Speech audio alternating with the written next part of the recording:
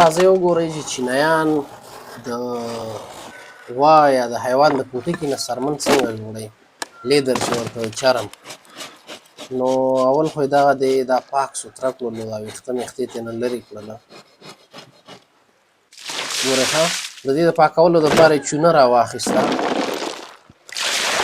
چونه کې یې اوبه ور واچولې او دغه چونه اوس رااخلي په دغه پوستکي باندې، د حیوان پوستکي باندې ور اچوي.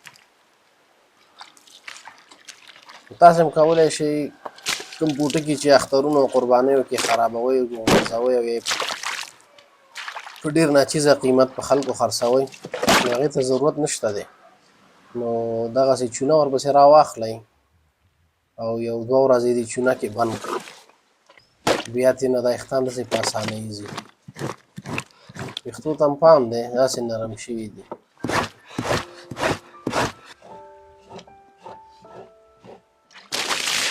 بس بیا به یې پرېږدئ دلته ازاده فضا کې.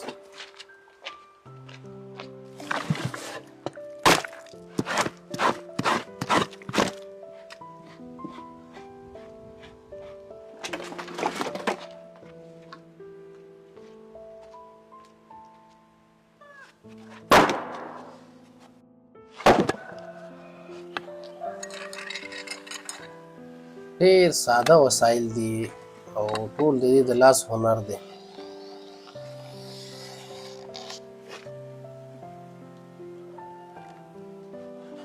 خطونو ته ګوره، مارکر پنسل هم شی نه رااخلي، اما د دوی چې شی لوکل دي هماغه کاروي.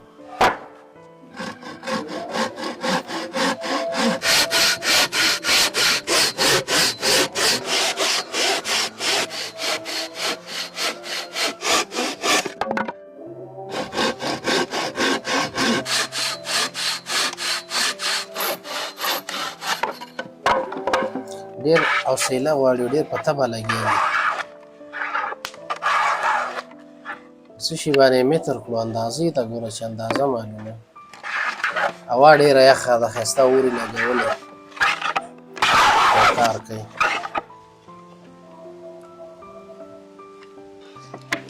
او دې لرګو ته داسې د تاو شیپ او شکل ورکول دا هم سخت کار دی که نه.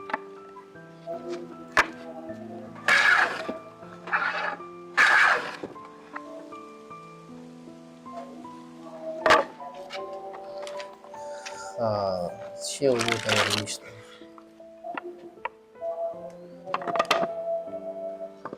لرګي ټول څنګ په څنګ کړم او چې سلیش ورته ورکوي فکر کوم.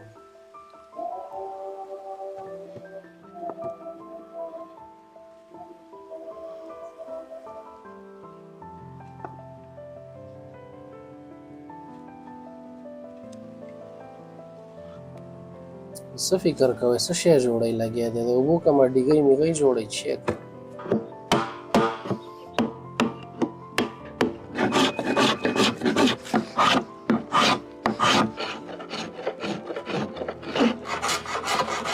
کمل د لاس کار دی، څومره منظم، څومره په اندازار یو شی راغی.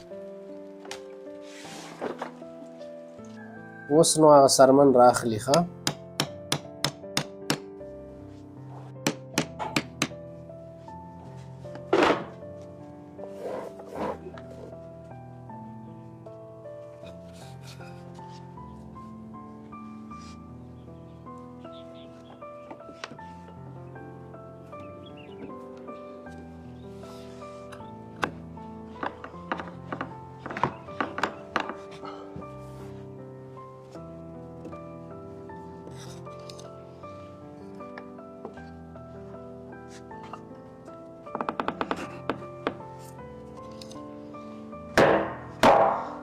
او ډېر مقاومت لري.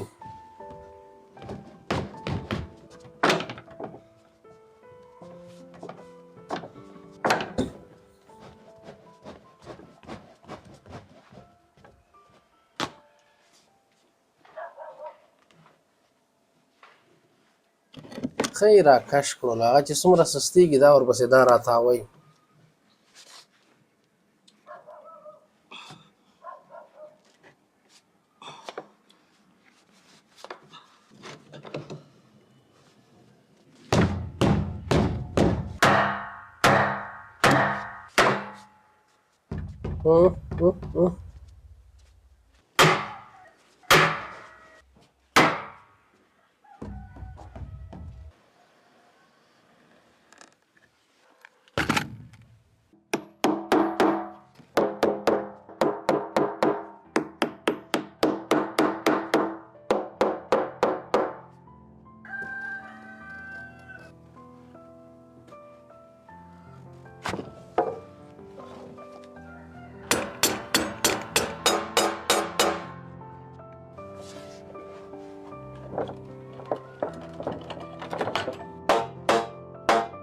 اوس یې دا بل طرف هم هماغسې ټول کار ورباندې کوي.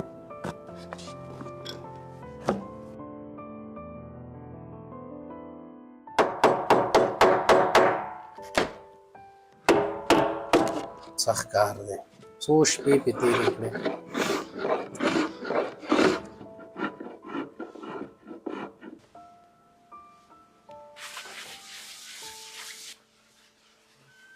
څه غوړ رنګ ورته ورکړه.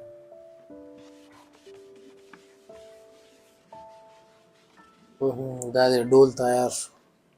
چینایان دا تر ډول ډېر محترم دی. ځای په عبادت ځایونو کې هم دا ډولونه ایښي. ویډیو مو خوښه شوي لایک یې کوئ او شیر یې کوئ او فیسبوک پاڼه هم در سره فالو کوئ. ښه وخت ولرئ.